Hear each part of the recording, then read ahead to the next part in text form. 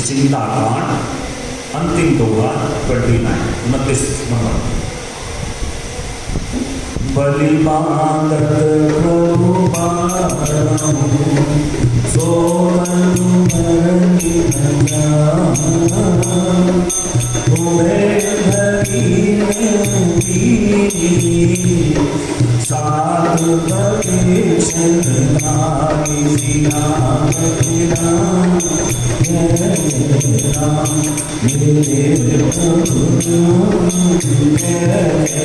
राम करो कल्याण राम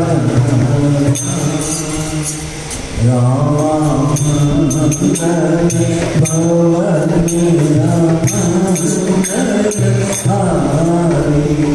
राम सिया राम राम सुदशरथ राम सिया राम अंगद कहि जाऊ मैं पाया राम जय सिया राम के संसहि कछु चिर राम जय सिया राम जामवंत है तुम सब लायक राम जय सिया राम के सब राम जय सिया राम माया नीच पति सुनो है राम जय सिया राम का चुप साथी राम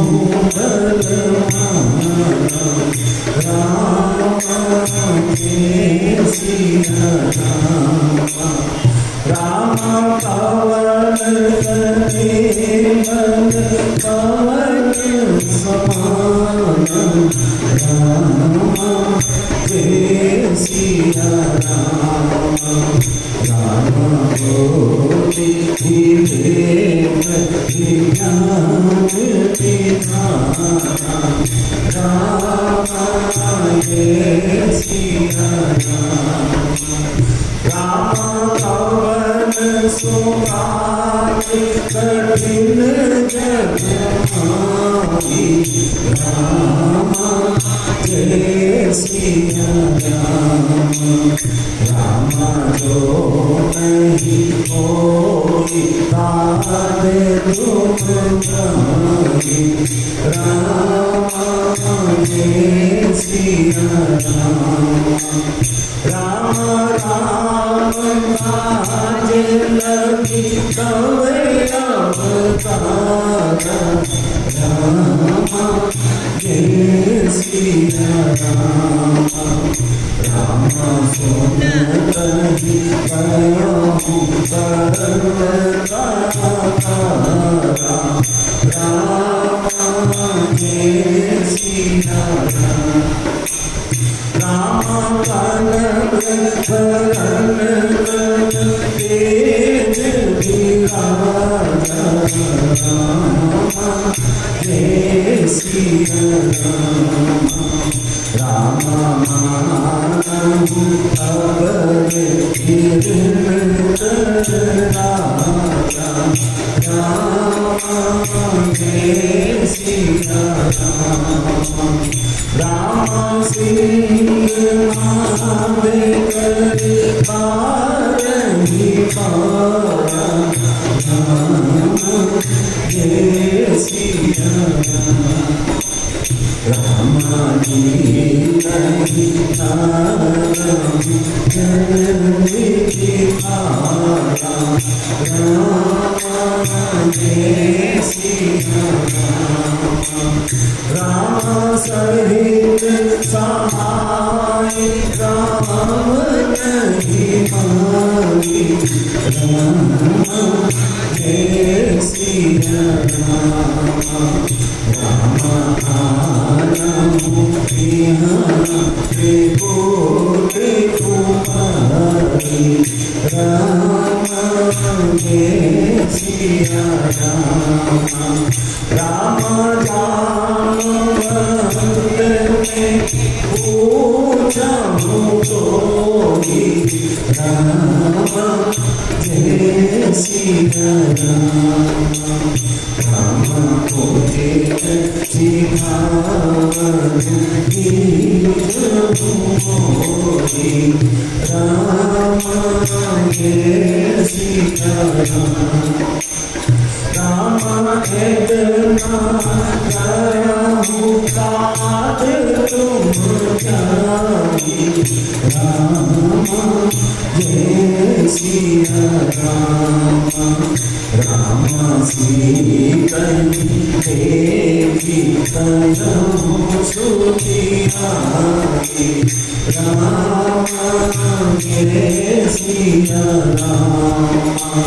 राम तब निज पूज राजीव नैना राम जय सिया राम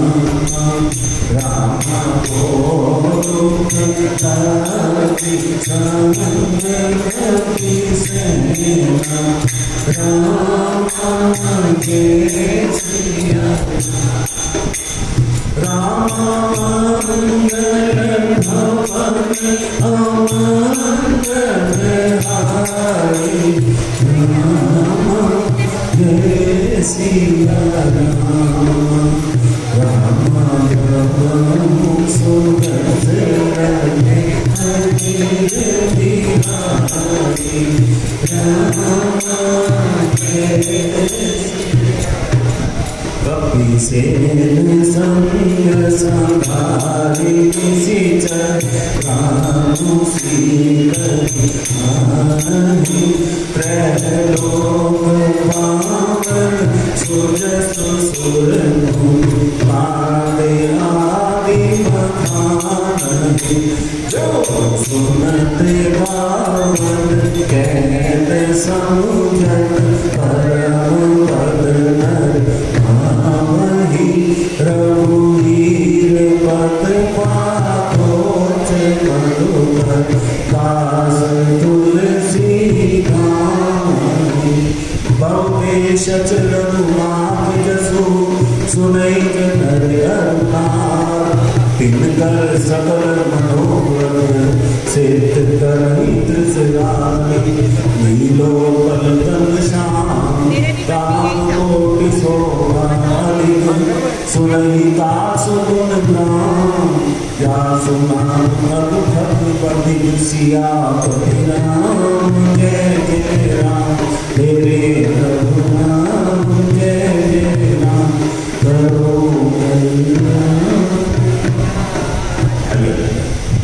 सुनता जग जननी जानकी अतिशय करुणा निधान की ताके जुग पद कमल मनावो जासु पिता निर्मल मदे पावो सीता राम चरण रति मोरे अनुदीन पड़हु अनुग्रह तोरे बार बार वर मांगहु हर्षियो श्रीराम तट सरोज रमण पावनी भक्ति सदा सब संग सियावर राम जय जय राम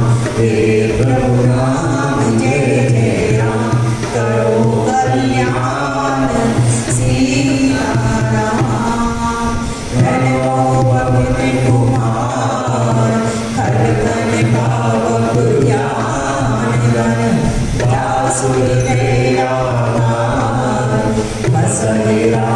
सर जाप कर, श्री गुरु चरण सरोज रज, निज मन मुकुर सुधार, वरनहुँ रघुवर विमल जसु, जो दायक फल चारि। बोलिए हनुमान जी महाराज की, पूज्य पाद गोस्वामी तुलसीदास जी महाराज की, सद्गुरु भगवान की जय। जय सिया राम। किष्किंधा कांड में प्रसंग चल रहा है, अंतिम दोहा नंबर 29, कि जो दक्षिण की तरफ श्रेष्ठ टुकड़ी भेजी जा रही है सीता जी की खोज के लिए, उसमें सब ने अपने अपने बल का बखान कर लिया, क्योंकि इतना बड़ा समुद्र सामने है और सब सिंधु तट पे बैठे हैं। हम सब ने देखा कि जब संपादी नीचे सिंधु तट पे आया था जटायु को अपने भाई को क्रिया करने के लिए, तो अभी वहीं वो सब लोग बैठे हुए हैं और सब आपस में, और बहुत सारी संख्या में, लाखों की संख्या में आता है वाल्मीकि रामायण में कि वहाँ वानर सब जुटे हुए हैं। लेकिन हमारे हनुमान जी जो हैं वो सब टोली से बिल्कुल एकांत में, अलग में, अपने हरि के स्मरण में वो बिजी है। कोई अपना बल बताता है, सब मुख्य वाल्मीकि रामायण में तो बहुत डिटेल में बताया हुआ है।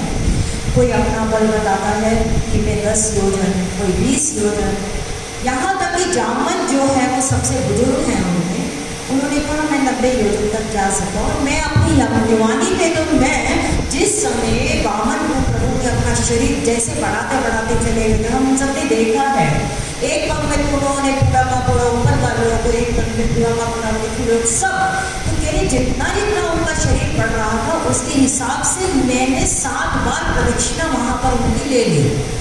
तब मुझ में ताकत थी, तब मैं युवान था, इंद्रियों में बल था। लेकिन अब तो मैं भी बूढ़ा हो चुका हूँ और मैं अब इतने बड़े समुद्र को पार करना मुझे मुश्किल है। जैसे कल भी बताया गया, गोस्वामी तुलसीदास जी ने विनय पत्रिका में इस समुद्र को देह अभिमान का समुद्र बताया है। बुढ़ापे में कोई सोचे कि हम इस देह आसक्ति से छूट जाएं, जो जन्म जन्म से हमारी आसक्ति लगी इतनी आसानी से तो नहीं छूट पाती। हम खुद भी देखते हैं, कपड़े में एक दाग लग जाता है, अगर ताज़ा ताज़ा दाग होता है ना तो वो जल्दी छूट जाता है, लेकिन अगर कोई दाग पुराना हो जाता है तो उसके लिए मेहनत भी बहुत लगती है, समय भी बहुत लगता है। हम इतना सुनते हैं और सुनने के बावजूद भी जितना परिणाम आना चाहिए, घटना घटनी चाहिए, उतना वो परिणाम नहीं आ पा रहा है। तो कारण इसका यही है कि हमें जन्म जन्म की जो संस्कार की एक पड़ी हुई है अभी धूल, उसके लिए अभी बहुत भजन की आवश्यकता है। और ऐसा नहीं है कि ये जो हम भजन कर रहे हैं ये कुछ व्यर्थ है, नहीं। एक दीवार को अगर तोड़ना है तो एक जब पूरा उससे मारते हैं हम लोग हथौड़े से, तो अगर वो पहला जो हथौड़ा पड़ रहा है जाके टूटती है वो 15वें हथौड़े पे, लेकिन ऐसा तो नहीं कि जो पहला हथौड़ा पड़ा था उसकी कोई कीमत कम थी। शुरुआत तो उस पहले हथौड़े ने ही की थी, पहले पे थोड़ा लगा, दूसरे पे फिर लगा, करते करते 15वें हथौड़े तक तो ये हालत हो गई कि वो दीवार गिर गई। अकेले 15वें हथौड़े पे तो नहीं हो सकता था, शुरुआत तो कहीं से करनी पड़ती है, धीरे धीरे रे मना धीरे सब कुछ हो। तो हम जो ये यहाँ पर एक उत्तम प्रभु की कृपा से जो चला हुआ है, और देखो कहते हैं ना ट्रैक पे गाड़ी चलती रहे तो अपनी मंजिल पे पहुँच ही जाती है। हमने अब ये दूसरी बार की हमारी मानस का पारायण चल रहा है। आज पहुँचते पहुँचते चतुर्थ सोपान के भी अंतिम दोहे की यात्रा पे हम पहुँच गए। शुरुआत ही ना होती तो कहाँ पहुँचते। इसीलिए जीवन में कुछ ना कुछ करते चले जाओ, कुछ शुभ करते चले जाएंगे तो कभी ना कभी वो मंजिल हमें मिल ही जाएगी। पर ये है कि शुभ विचार होना चाहिए। कई बार विचार जो है ना हम ऐसे कर लेते हैं जो अनर्गल विचार हैं, निरर्थक विचार हैं। सुग्रीव को मानस के अंदर बहुत बड़ा विचार सोचता ही रहता है, वो करता नहीं है। आप ये देखो, जिस समय सीता जी का अपहरण हो रहा था तो जटायु जैसा जो वीर पक्षी है उसने अपनी क्षमता के अनुसार वहां प्रतिकार किया, और सुग्रीव जो है अपने मंत्रियों के साथ पर्वत पे, प्रवर्षण पर्वत पे बैठा है, और बस बैठा है। वानरों की पूरी सेना है, वानरों के साथ उनका पूरा का पूरा बल है, लेकिन बस बैठा है कि ये क्या हो रहा है। लेकिन माँ की कृपा है, सीता माँ जो भक्ति रूपा है, उन्होंने भी सुग्रीव के ऊपर ही, वहीं पर ही जहाँ वो बैठा है वहीं पे ही अपने वस्त्र डाले हैं, अलंकार डाले हैं, क्योंकि उनको पता है खोजते खोजते मेरे राम आएंगे तो पता तो किसी से ही लगाएंगे। और आप सब अरण्य कांड में देखें, ये सब पंडित रामचंद्र जी का प्रसाद है जो बन रहा है, कि अरण्य कांड में भगवान राम शबरी माँ से पूछते हैं कि सीता कहाँ है, कहाँ उनकी सूली मिलेगी। अब जटायु ने तो बता दिया था ना कि निशाचर पति लेकर के आया है और मेरा वहाँ पर उनके साथ युद्ध भी हुआ है, ये तो उनको मालूम था। फिर भी शबरी जी से पूछते हैं, और शबरी जी क्या कहती हैं कि आप पंपा सरोवर जाओ और वहाँ आपकी सुग्रीव से मैत्री होगी। बाली से तो नहीं कहा, जबकि बाली भी उस समय वही था, और बाली का तो बिल्कुल एक तरीके से रावण को उसने हरा रखा था। जिस समय बाली को बाण लगा है तो बाली हंस पड़ा, कहते मैंने तो सुना था कि जो राम है अवधेश के पुत्र हैं, राजनीति में कुशल होंगे, और उनको इतनी तो समझ होगी कि मित्रता करनी है तो ऐसे व्यक्ति से करना चाहिए जिससे उसका काम सिद्ध हो सके। मैं बाली जिसने रावण को हरा रखा है, अगर तो राम मेरे से ये बात कहते कि मेरी पत्नी की हरण हुआ है और रावण लेकर गया है, मित्रता के नाते मैं उससे वहां से ले लेता, और अगर वो नहीं देता तो उसको मार के ले आता। सीता को मैं ला के आपके पास दे सकता था, लेकिन आपने तो ऐसे के साथ मैत्री करी जो खुद ही अपनी पत्नी को छोड़ के भागा हुआ है, जिसने अपनी पत्नी को छोड़ रखा है।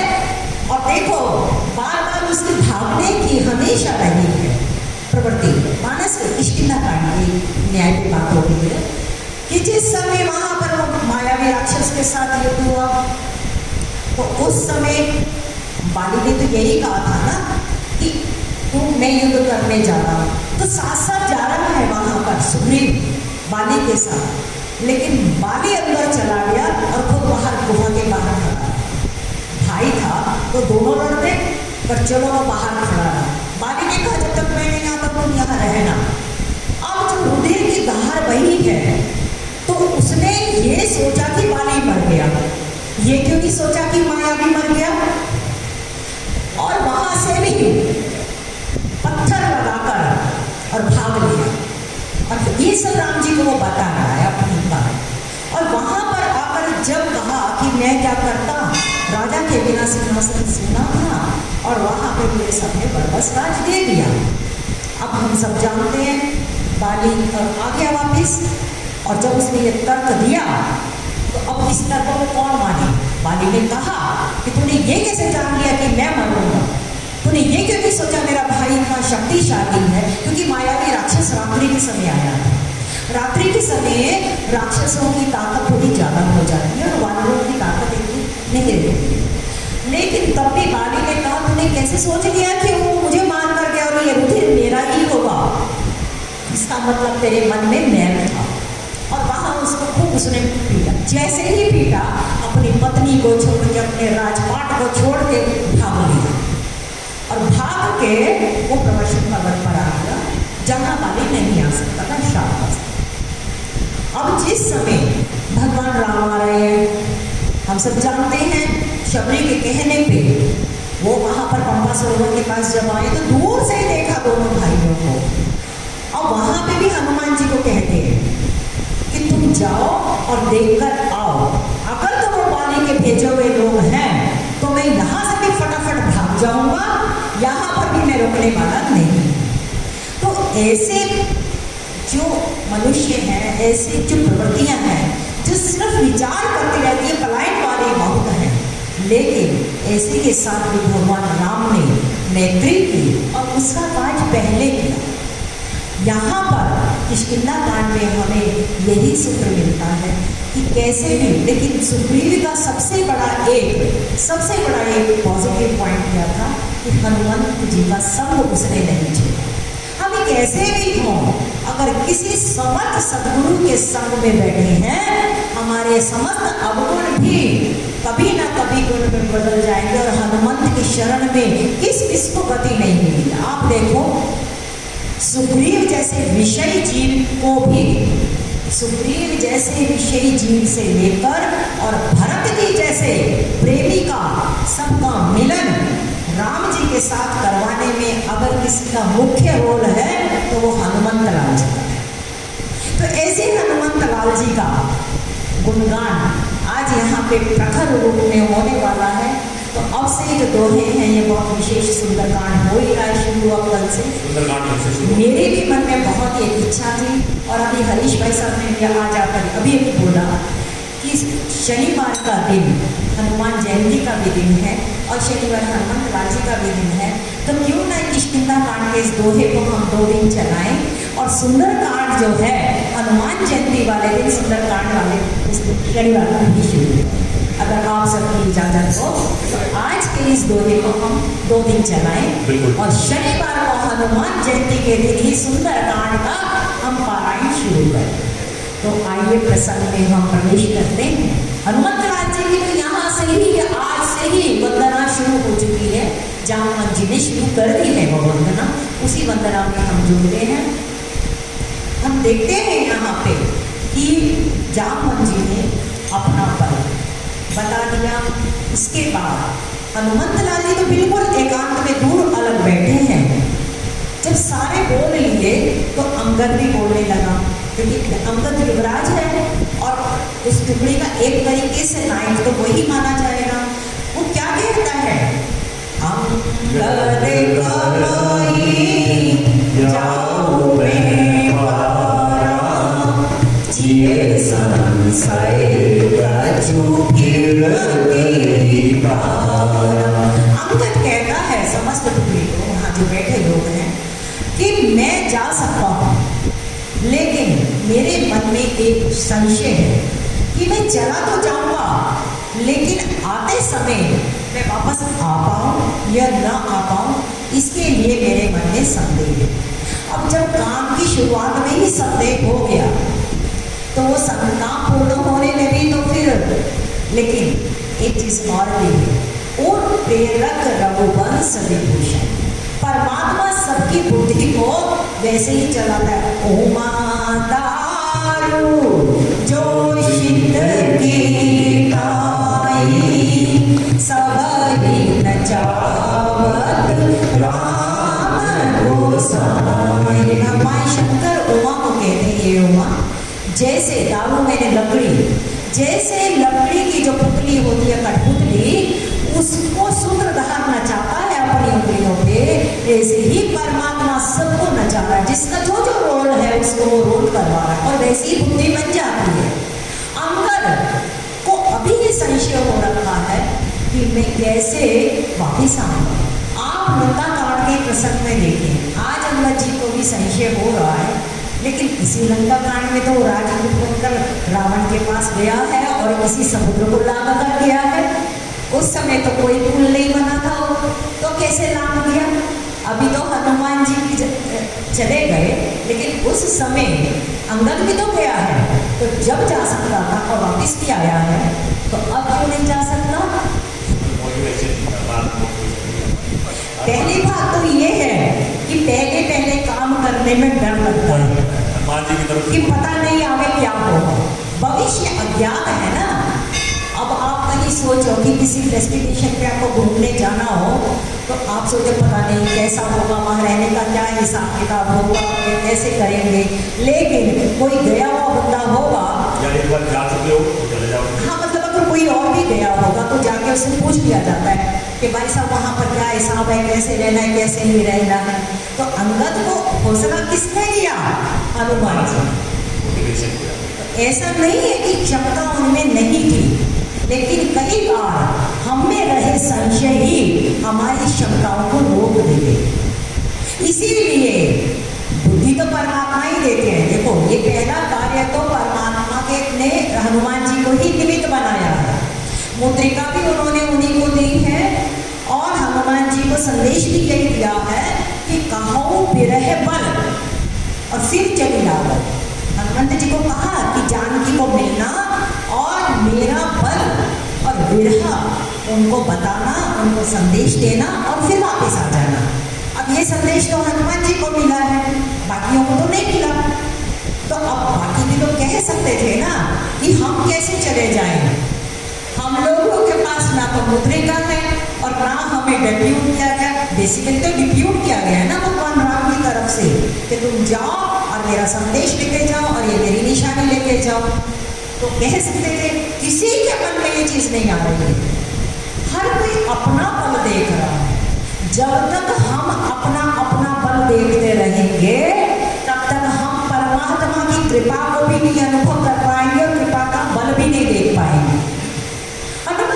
चुप है, ये ठीक है ना, हर कोई श्रेय ले रहा है काम करने के लिए, सब कोई आतुर है राम काज करने के लिए।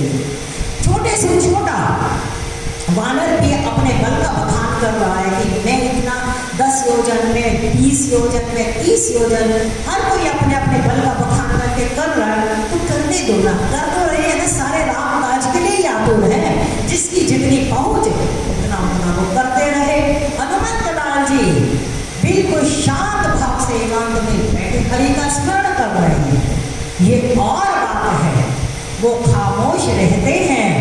जो बड़े होते हैं वो सच में बड़े ही होते हैं। मजबूर साहब का शेर है कि जितनी क्षमता होती है वो ज्यादा बोल बोल नहीं करते हैं। वो तो कहते हैं हमें क्या है, ठीक है, सब ही मान प्रद आप अमानी, ये संत का लक्षण है। किसी को अगर राम के काज में, प्रभु के काज में करने की इतनी उत्साह है तो आगे बढ़ो।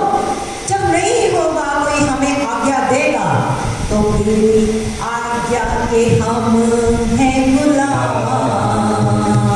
मेरे प्यारे राम तेरी मर्जी के हम हैं गुलाम।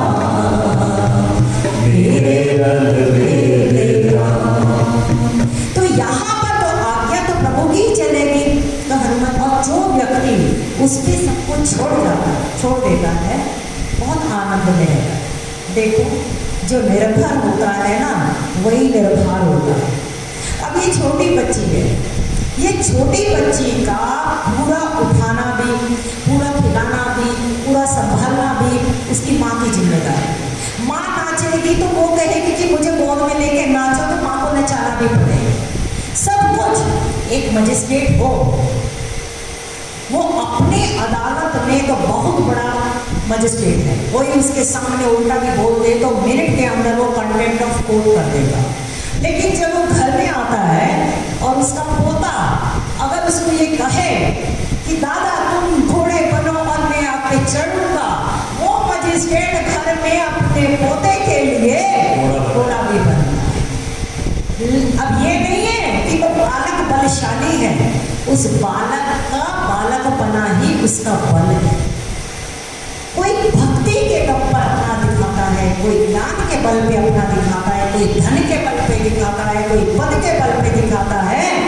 गोस्वामी जी कहते हैं हमारे रघु तो निर्बल के बल राम। जो निर्बल होगा जही दीन प्यारे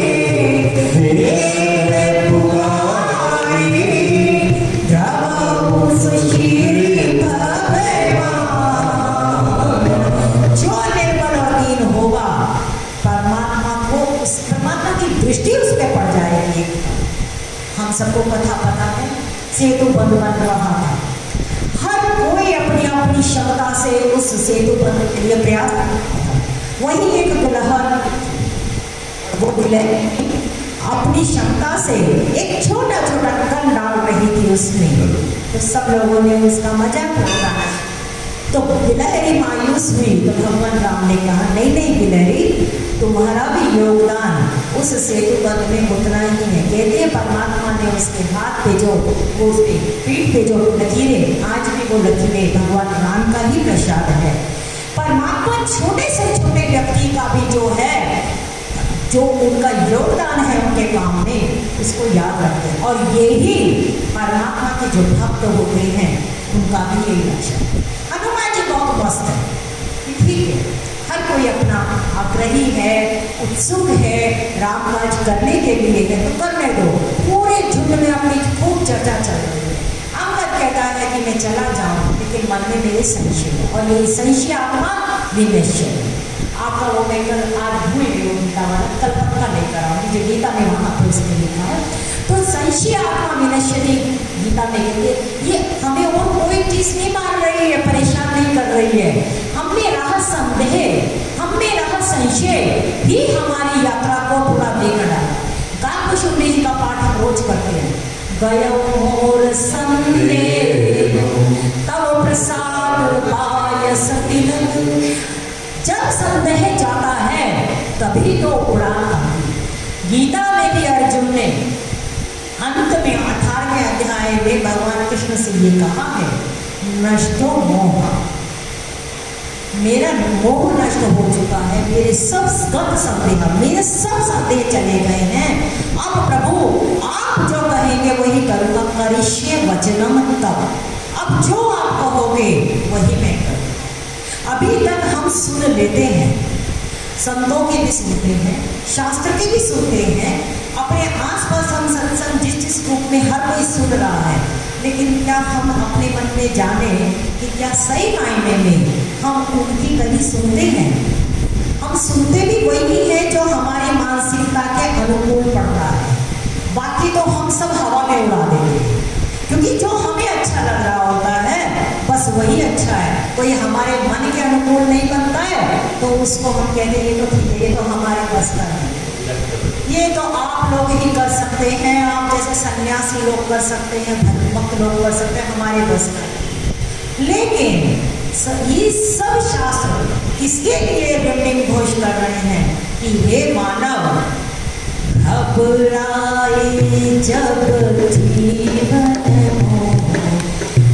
घबराए जब मेरा ये मन, तो प्यारे तू मुख से बोल, राम शरणं गच्छामि, कृष्णं शरणं गच्छामि। जिस समय मन में संदेह आए, कहीं कुछ हमारे को असमंजस की स्थिति आए, उसी समय हमें प्रभु की शरण लेके, प्रभु मुझे आप बताओ मेरे लिए क्या उचित मार्ग है, और मार्ग मिलता है। आप देखो बैटरी लेके चलो टॉर्च अंधेरे में, टॉर्च जैसे लेके चलोगे, जितने कदम आप बढ़ाते चले जाओगे ना, उतने कदम आगे और आपको प्रकाश मिलता चला जाएगा। आपने अगर टॉर्च ली है तो उसकी अगर लाइट वहाँ तक जाती है तो यहाँ खड़े हैं तो लाइट वहाँ तक आपको दिखेगी, लेकिन अगर वहाँ पहुँच गए तो उसकी लाइट आगे तक पहुँच जाएगी, आगे आगे प्रकाश होता चला। ऐसे ही हमारी जीवन की यात्रा अगर ट्रैक पे रहती है तो अपने आप ही हमें जीवन में आगे प्रकाश अपने आप ही मिलता जाए। देखो परमात्मा को देखने, किसी को भी देखने के लिए क्या चाहिए होता है? 2 आँखें चाहिए होती हैं।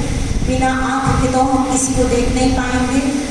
आँख भी है चलो, लेकिन आँख में मोतियाबिंद है तो फिर भी नहीं हम किसी को देख पाएंगे। तो आँख भी होनी चाहिए और आँख साफ भी होनी चाहिए, अच्छी भी होनी चाहिए, मोतियाबिंद नहीं होना चाहिए। और चलो किसी को क्या देखना, अपने आप को भी देखना हो तो आँख भी चाहिए, मोतियाबिंद भी नहीं होना चाहिए, और एक दर्पण भी होना चाहिए। कोई व्यक्ति अपना चेहरा खुद देख पाता है? नहीं देख पाता।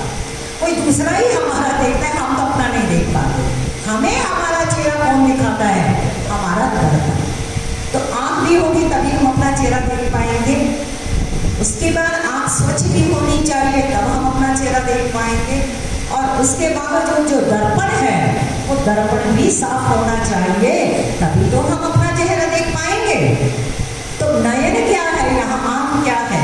गोस्वामी जी कहते हैं उत्तरकांड में, ज्ञान और विराग ये दो ही हमारी आंखें।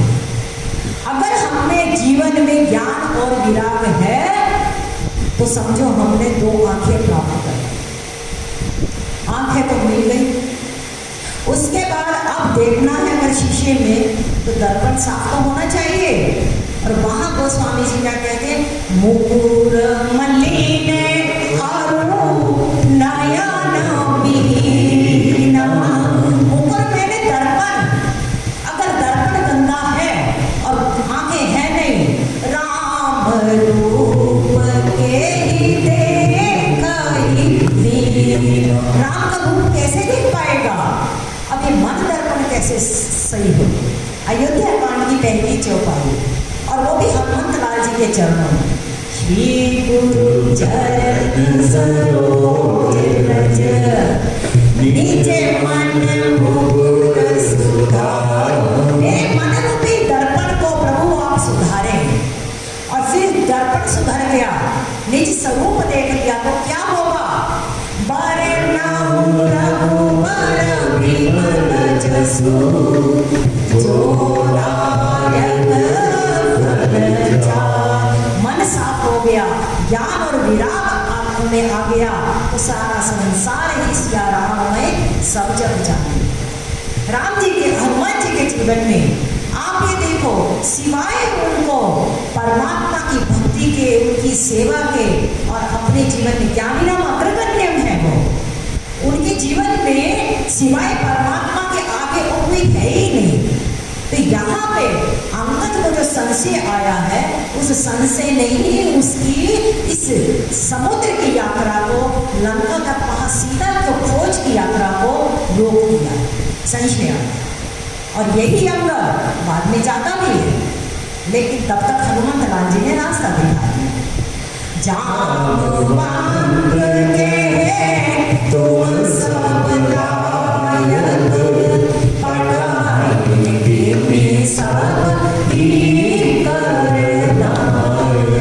अब अंगद ने कहा तो, लेकिन संशय भी है, तो क्योंकि युवराज है तो जामवंत जी क्योंकि बुजुर्ग हैं और विचारवान भी वो हैं, तो उन्होंने कहा नहीं नहीं नहीं अंगद, आप तो हमारी सेना के प्रमुख हो, आपको हम कैसे भेज सकते हैं? आप तो दूसरों को आदेश देंगे भेजने के लिए, राजा स्वयं थोड़ी जाएगा, आपका जाने का कोई काम ही नहीं है, आप तो सब तरीके से लायक हैं, लेकिन फिर भी आपको नहीं भेजा जाएगा। भेजने के लिए हम बैठे हैं यहाँ पे, और यहाँ पर सारे और भी लोग हैं, वो आप बातें करते करते दूर बैठे हनुमंत लाल जी पे ध्यान गया जामवंत जी कि सब बोल रहे हैं, एक वही चुप बैठे हैं, इनकी चुप में क्या राज है? तो उनके पास वहां पर जाते हैं जामवंत जी और क्या कहते हैं, पति सुनो हनुमाना, चुप साची रहे हो बलवाना। हनुमंत लाल जी आंख बंद करके प्रभु स्मरण में लगे। उन्होंने रीचपति मैंने जामवंत जी उनके पास तक जाते, हनुमंत लाल जी ने नहीं देखा उनको, क्योंकि उनको कोई चर्चा ही नहीं है, उनको कोई ध्यान ही नहीं है, जो संसार कर रहा है करता रहे, हमें तो काम ईश्वर से, हम तो अपने हरि भजन में लगे हैं, आंखें बंद करे बैठे। तो जामवंत जी ने जाकर वहां पे हनुमान जी का नाम लिया, हे हनुमान जी सुनो, वरना सुनने की तो कहने के काम ही नहीं था, सामने आया वहां वो प्रणाम करते, उनको उनके ध्यान से, उनके स्मरण से उनको थोड़ा सा उनको सचेत करना पड़ा जामवंत जी को। हे हनुमान जी सुनो, सब तो अपना अपना बल बता गए, लेकिन आप क्यों चुप बैठे? आप भी तो बताओ कि आप क्या कर सकते हो इस समस्या में, जो इतनी अति विकट समस्या है। आप जानते हो सुग्रीव ने हमारे को एक जिम्मेदारी दी है, इस टुकड़ी को जिम्मेदारी है कि सीता जी की खोज करके लानी है। सामने दुस्तर एकदम समुद्र है, उसको पार करने में हम सब सक्षम नहीं है। अब इस समस्या का समाधान कैसे होगा? आप इस मामले में क्यों नहीं बोल रहे, क्यों चुप लगा के बैठे, जबकि आप तो बलवान हैं, बलवंत हैं। और अब हनुमत लाल जी की क्षमताओं का उन्होंने गुणगान करना शुरू किया। और इसीलिए कहा भी जाता है हमारे जो बालक हैं इनमें भी, और बालक तो बालक, हम सब में क्षमता है। संत सदगुरु हमारी उन क्षमताओं को देखकर कि इसमें क्षमता है, इसीलिए वो हमें जागृत करते हैं कि अपनी शक्तियों को खोया बैठा। इसको नहीं पता। विवेकानंद बार बार जब रामकृष्ण परमहंस के पास जाते थे, रामकृष्ण परमहंस को वो प्रेम भी करते थे, लेकिन उनकी तार्किक बुद्धि जो थी ना, वो उनको उसके प्रति समर्पित होने में भी बाधा करती थी। और वो अपने दोस्तों से कहते थे कि मुझे समझ नहीं आता इस बुरे में है क्या। मैं बार बार सोचता हूँ कि इनके पास है क्या, सिर्फ रोना ही रोना है, और तब भी मेरा मन बरबस इनके पास ले जा रहा है। तो एक बार उन्होंने पूछ ही लिया उनसे कि मैं घर जाता हूँ बार बार, और मैं सोचता हूँ कि मैं आपके पास ना आऊँ, फिर भी आप मुझे मैं यहाँ पर वापस आ जाता हूँ, वापस आता हूँ, रोक नहीं पाता हूँ। कौन ऐसी चीज है कि जो मुझे यहाँ पे आपके पास लेकर आ रही है? तो रामकृष्ण परमहंस ने कहा, आते तो सारे यहाँ पर बहुत लोग हैं, लेकिन मैं माँ के सामने खड़े होकर माँ को नहीं पुकारता हूँ। मैं तुझे याद करता हूँ, हे नरेन, तुझे देखते हुए मुझे कितना समय हो गया, क्योंकि मैं तुझ में नरेन नहीं देख रहा हूँ, तुझ में साक्षात नारायण देख रहा हूँ। तुझ में क्षमता है कि तू कहाँ आगे तक पहुँच सकता है, और वो मेरी पूरी आंखें देख रही हैं। और जब मैं आवाज लगाता हूँ तो तेरी वो अपने आप जो एक आत्मा से आत्मा का मिलन है, अब वो मजबूर करती है तुझे यहाँ आने के। और हम सब जानते हैं रामकृष्ण परमहंस तो सिर्फ दक्षिणेश्वर तक रहे, बाहर तो कहीं गए ही नहीं, लेकिन रामकृष्ण की परंपरा को विदेशों तक, यहाँ तक कि हमारी सनातन परंपरा को विदेशों तक किसने पहुंचाया? विवेकानंद। वहां पर सब उस सभा में ब्रदर्स एंड सिस्टर्स करके बात कर रहे थे, जब संबोधन शुरू कर रहे थे। और जैसे ही विवेकानंद ने वहां पर मेरे प्यारे भाई और बहनों ऐसे करके जैसे ही पहला ये संबोधन किया है, सब लोग कहते हैं, ये रिकॉर्ड है कि वहां पर खड़े होते, वहां पर कितनी देर तक स्टैंडिंग ओवेशन रहा, लोगों ने खड़े होके वहां पर तालियां बजाई और इतना अच्छा भाषण दिया। और उसके बाद सबने उनको बहुत बधाई दी, तो वो रो पड़े। उन्होंने कहा, ये मेरा कुछ नहीं, ये मेरा वो जो दक्षिणेश्वर में बैठा बूढ़ा है, ये उसकी ही कृपा बरस रही है। तो जो समर्थ लोग होते हैं वो पहचान जाते हैं कि उसमें क्या क्षमता है। संत और सदगुरु किसी जीव पे अगर करुणा दृष्टि डाल देते हैं, मस्कही करही बिरंची प्रभु अजही मसकते, परमात्मा चाहे तो क्या नहीं कर सकते। तो यहाँ जामवंत जी ने देखा कि तुम बलवान हो, तुम्हें क्षमता है, और पवन तनय बल पवन समाना बुद्धि विवेक विज्ञान निधान। जामवंत जी कहते हैं, आप पवन के तनय हैं। तनय मैंने पुत्र, पवन जो शब्द है आया है, पवन से ही पावनता आई।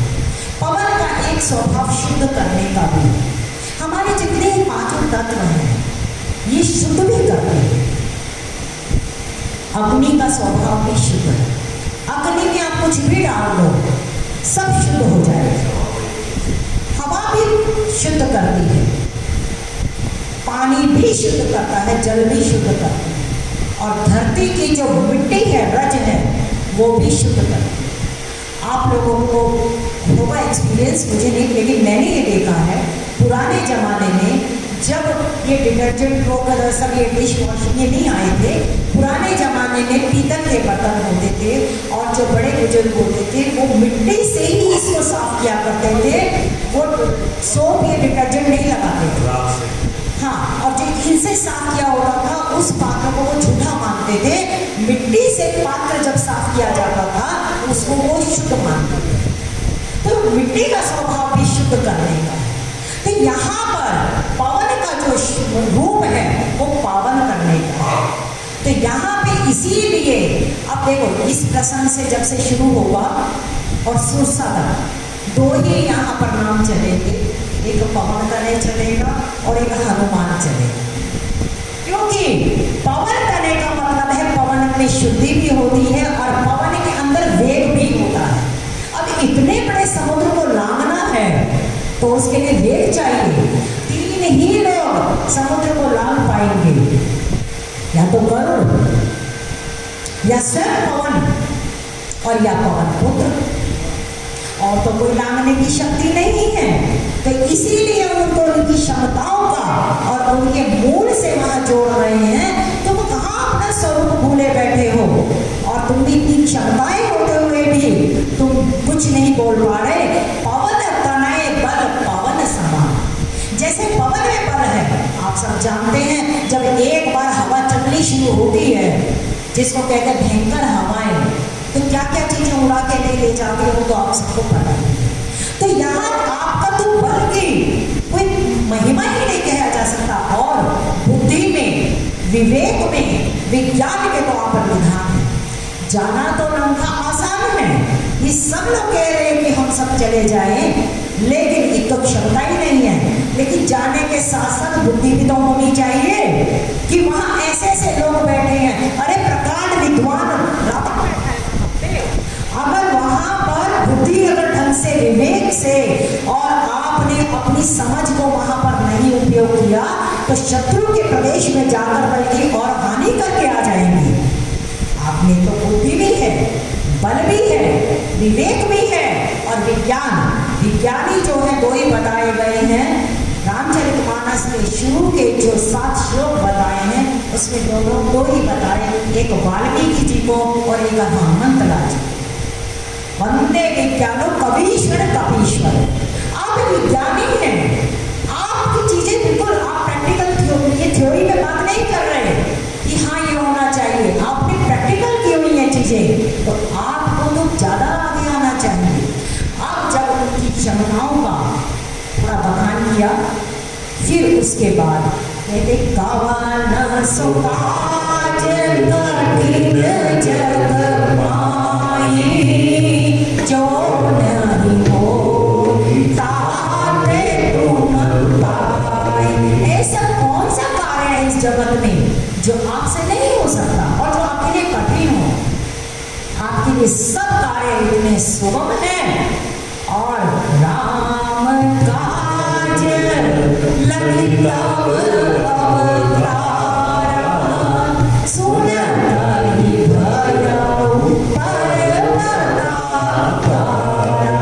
हनुमंत लाल जी के अभी तो उन्होंने गुणों का वर्णन करा और अब उनके जन्म का वर्णन करा कि आप अपने जन्म के उद्देश्य को भूले बैठे हैं। आपका जन्म कहाँ हुआ, किससे हुआ, आप किसके पुत्र हैं और किस कार्य के लिए आप इस धराधाम पे आए हैं, वो तो आपको अभी ये आपका भी अवतार है। आप अपने अवतार कार्य को भूल रहे हैं, राम कार्य को भूल रहे हैं। और जैसे जैसे बखान हो रहा है हनुमान जी के जन्म की बातों का, उनके गुणों का, ऐसे ऐसे हनुमत लाल जी का कद बढ़ता चला जा रहा है, जिसका बहुत सुंदर वाल्मीकि रामायण में भी दिया है।